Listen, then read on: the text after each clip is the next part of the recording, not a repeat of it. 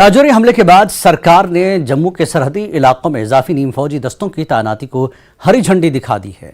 Security forces ने इन इलाकों का रुख करना शुरू कर दिया है। नौशहरी राजौरी सड़क पर सीआरपीएफ कानवाई की नक्ल हमल लगातार देखी जा सकती है। सीआरपीएफ कई इजाफी कंपनियां राजौरी पहुंच गई हैं।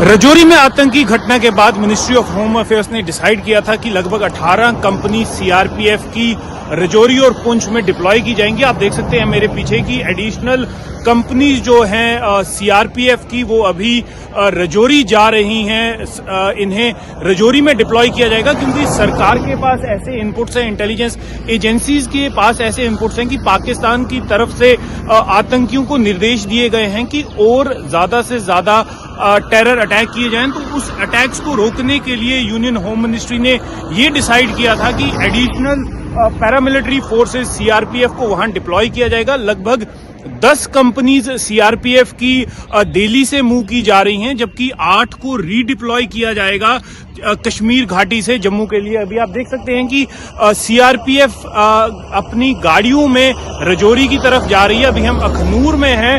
अखनूर में आप देख सकते हैं कि किस तरह से ये सीआरपीएफ की गाड़ियां ये जम्मू राजौरी पुंछ नेशनल हाईवे, और आप देख सकते हैं कि किस तरह से ये गाड़ियां जो हैं सीआरपीएफ की ये पुंछ और राजौरी के लिए जा रही हैं, वहां पर डिप्लॉय की जाएंगी।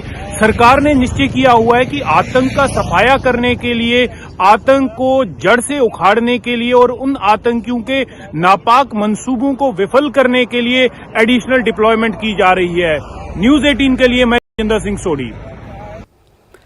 राजौरी में दहशतगर्दाना हमलों के बाद अब जिला राजौरी के नौशहरा सेक्टर के जंगलों में दहशतगर्दों का पता लगाने के लिए ड्रोन का इस्तेमाल किया जा रहा है। मजीद दहशतगर्दाना हमलों के खदशात के पेश नजर पूरे इलाके में हाई अलर्ट कर दिया गया है।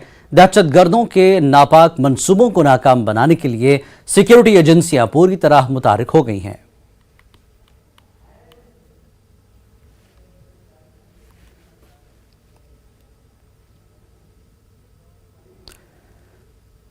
राजौरी के डांगरी गांव में दहशतगर्दाना हमले के बाद इंतजामिया ने साबिक वीडीसीज को नए हथियार और गोलियों की तकसीम शुरू कर दी है।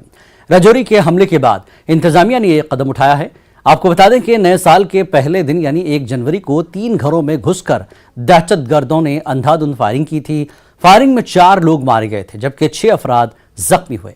वहीं इस हमले के तकरीबन 14 घंटे बाद आईईडी धमाका हुआ, जिसमें 2 मासूमों की जान गई और 6 अफराद जख्मी हुए। धीरेश शर्मा, सरपंच धांगरी पंचायत हल्का ब्लॉक धांगरी, तहसील डिस्ट्रिक्ट राजौरी। यहाँ 3 दिन पहले यहाँ पर जो इंसिडेंट हुआ था उसमें हमारे 6 लोग जो हैं वो मारे जा चुके हैं।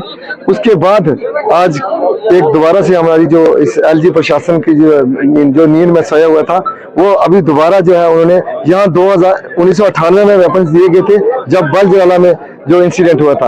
अगर समय रहते ये हमें मिल जाता तो आज इतना बड़ा यहाँ हादसा नहीं होता।